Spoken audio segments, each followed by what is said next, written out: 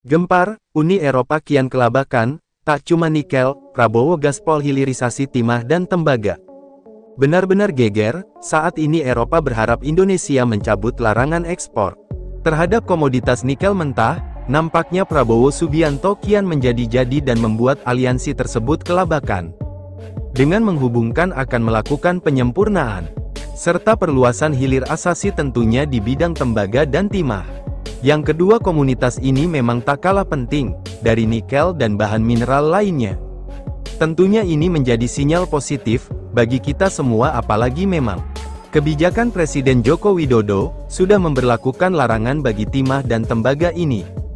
Dan kabar baiknya Prabowo Subianto akan melakukan penyempurnaan terhadap pelarangan ekspor tersebut nantinya, Indonesia tidak akan sama sekali mengekspor bahan mentah, namun Indonesia akan membangun sebuah ekosistem industri, yang memang akan menjadi magnet terbesar untuk investasi datang ke tanah air ini. Ia dinilai sangat cerdik apalagi dilakukan oleh negara berkembang seperti Indonesia, dan bahkan kelihatannya pola industri ini, seperti yang dilakukan oleh negara-negara maju bahkan lebih dari itu. Presiden Joko Widodo, Jokowi, menegaskan, pemerintah tetap akan melanjutkan rencana penghentian ekspor bahan mineral mentah, mulai dari bauksit, tembaga, hingga timah pada tahun ini, meski harus digugat oleh dunia internasional. Presiden menegaskan bahwa kebijakan larangan ekspor mineral mentah ini, dilakukan untuk mendorong hilirisasi komoditas tambang di dalam negeri, seperti halnya komoditas nikel, yang mana pemerintah telah melarang ekspor biji nikel sejak 2020 lalu, dan akhirnya mendatangkan keuntungan berlipat-lipat bagi negeri ini, karena nikel yang dijual sudah dalam produk hasil pengolahan dan pemurnian dengan kadar logam yang tinggi. Jokowi menjabarkan, saat RI masih mengekspor biji nikel, nilai yang diperoleh negara ini hanya sekitar 1,1 miliar dolar atau sekitar 17 triliun. Namun pada 2022, ketika yang dijual sudah dalam bentuk produk olahan dan logam, maka nilai ekspor nikel meningkat menjadi sekitar US$30 sampai 33 miliar atau sekitar 450 triliun. Tapi, Jokowi mengingatkan agar Indonesia tak hanya puas dengan hasil hilirisasi nikel, melainkan harus berlanjut ke komoditas lainnya. Saya ingin mengulang lagi bahwa yang namanya hilirisasi itu jadi kunci, konsistensi kita jadi kunci, jangan kita hanya senang karena keberhasilan di nikel. Bahkan, meski pada Oktober tahun 2022 lalu Indonesia telah dinyatakan kalah di dalam gugatan pertama di Badan Penyelesaian Sengketa atau Dispute Settlement Body, DSB, Organisasi Perdagangan Dunia, WTO, terkait larangan ekspor biji nikel, Presiden menegaskan Rita akan mundur. Sehingga saya sampaikan ke Menteri jangan tengok kanan kiri. Digugat di WTO, terus, kalah tetap terus, karena inilah yang akan melompatkan negara berkembang jadi negara maju, apalagi negara kita. Jangan berpikir negara kita akan jadi negara maju kalau kita takut menghilirkan bahan-bahan mentah yang ada di negara kita, paparnya. Jokowi menyebut, bila hilirisasi komoditas tambang, dan minyak dan gas bumi, migas, di tanah air berjalan, maka diproyeksikan bisa menambah produk domestik bruto, PDB, sebesar 699 miliar dolar, dan membuka lapangan kerja sebesar 8,8 juta. Ini sebuah dampak yang besar, membuka lapangan kerja yang sebesar-besarnya. Nikel sudah stop, bauksit stop, nanti sebentar mau saya umumkan tembaga stop tahun ini, ucapnya. Jokowi pun menjelaskan mengapa pemerintah akan menghentikan ekspor bauksit pada tahun ini. Dia beralasan, nilai tambah bauksit belum dirasakan negeri ini. Indonesia merupakan eksportir bauksit terbesar ketiga dunia. Namun sayangnya untuk ekspor produk jadi yakni aluminium, hanya berada di posisi ke-33 dunia. Kondisi ini menurutnya berbanding terbalik dibandingkan China. Dia menyebut, ekspor bauksit China terbesar nomor 18 dunia. Namun ekspor panel surya China merupakan terbesar no. 1 di dunia, padahal, lanjutnya, sumber bahan baku bauksitnya juga berasal dari Indonesia. Begitu juga dengan timah. Dia menyebut Indonesia merupakan pemilik cadangan timah terbesar kedua dunia, dan eksportir terbesar nomor 1 timah di dunia. Adapun negara pengimpor timah terbesar di dunia yaitu China. Padahal, lanjutnya, jika timah ini diolah lagi di dalam negeri, maka nilai tambahnya bisa mencapai 69 kali lipat. Kenapa gak kita buat? Kenapa kita ekspor? Dan yang dapat negara lain lagi? hati-hati, kita harus konsisten. Meskipun ini diulang lagi, digugat lagi, gak apa-apa, jangan luntur, imbaunya. Oleh karena itu, dia pun menegaskan kembali bahwa Indonesia tidak takut digugat oleh negara lain. Pemerintah akan menyiapkan pengacara terbaik bila nantinya kembali digugat internasional, seperti halnya Indonesia digugat Uni Eropa di Organisasi Perdagangan Dunia, WTO, terkait kebijakan larangan ekspor biji nikel pada 2020 lalu. Waktu nikel digugat takut, kok pada takut, digugat ya, siapkan lawyer yang baik, tapi kita kalah kita. Terus kalau kalah gimana, ya terus aja hilirisasi, banding, gak tahu menang atau kalah, banding, jangan luntur, kalau luntur, jangan berharap kita jadi negara maju, tegasnya. Sebelumnya, anggota Pokja Hilirisasi Mineral dan Batubara Kadin, Djoko Widodo mengungkapkan, beberapa pihak yang menggugat Indonesia ke WTO, adalah mantan penjajah Indonesia. Tak main-main ini mantan penjajah. Menurut Djoko, anggota Uni Eropa termasuk negara-negara yang pernah menjajah RI di masa lampau, oleh sebab itu, sikap yang dilakukan Uni Eropa tersebut hampir mirip seperti apa yang dilakukan VOC, di masa penjajahan Belanda di Indonesia. Sekarang kejadiannya juga berulang, lagi di mana Indonesia diberi anugerah oleh Tuhan. Melimpahnya nikel di bumi Indonesia terutama di Sulawesi dan di Maluku Utara, di Papua yang merupakan komoditas yang baik untuk masa depan, jadi negara-negara yang mencoba untuk masalahkan ekspor nikel ini, latar belakangnya sebenarnya ingin menguasai sumber daya alam kita, demi kemakmuran mereka, tetapi mereka melupakan bahwa Pak Jokowi juga menyampaikan mari kita membangun ekonomi dunia dengan semangat kerjasama, kata dia. Timah dan tembaga. Benar-benar geger, saat ini Eropa berharap Indonesia mencabut larangan ekspor terhadap komoditas nikel mentah. Nampaknya Prabowo Subianto kian menjadi-jadi dan membuat aliansi tersebut kelabakan.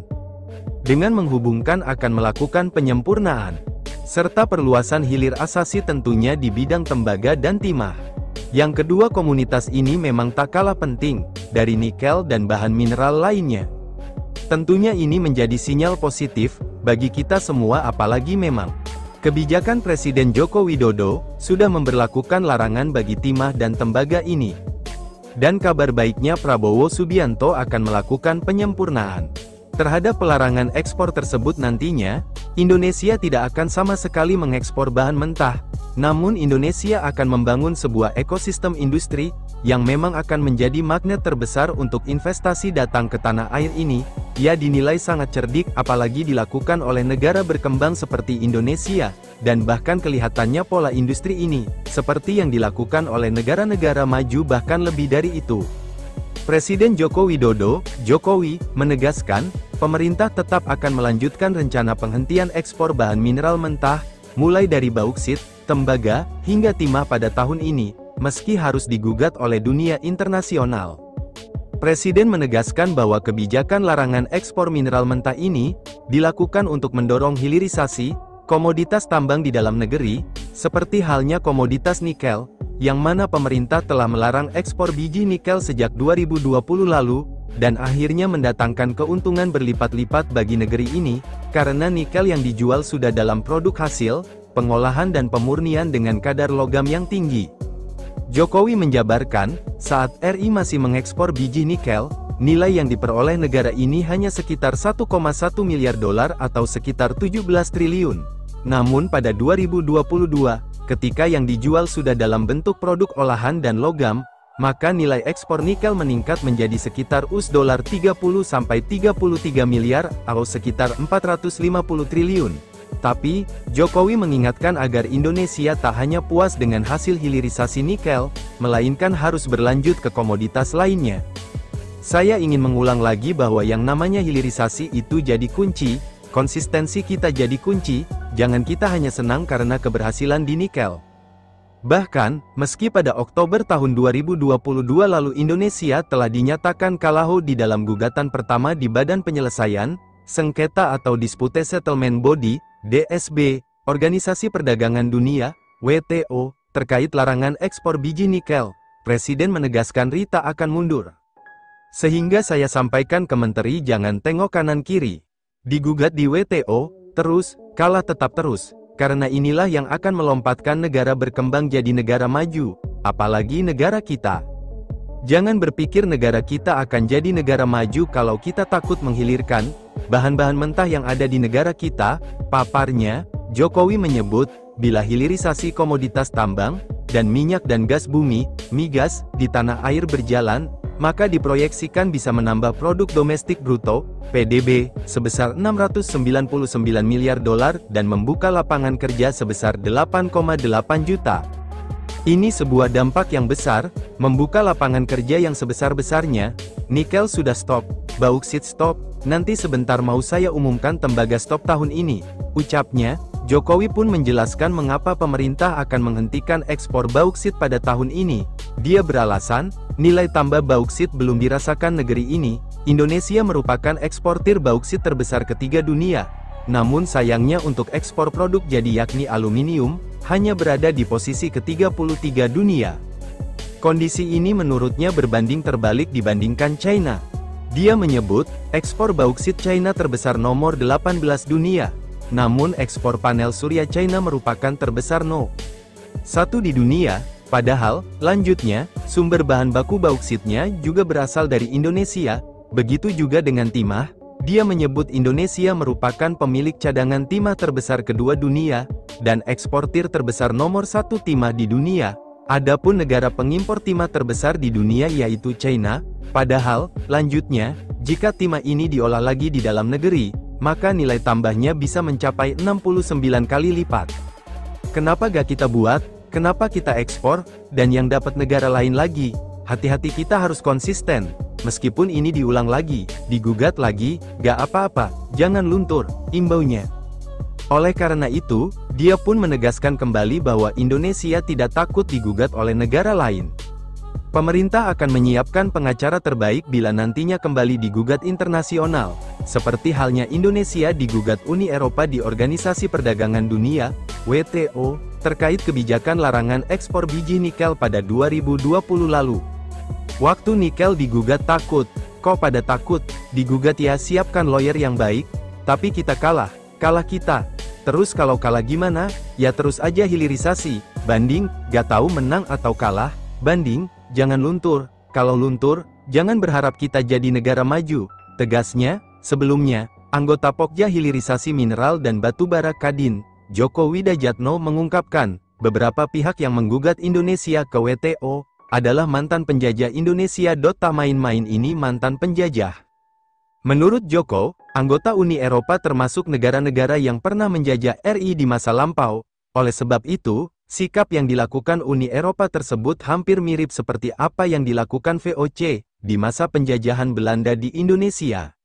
Sekarang kejadiannya juga berulang, lagi di mana Indonesia diberi anugerah oleh Tuhan.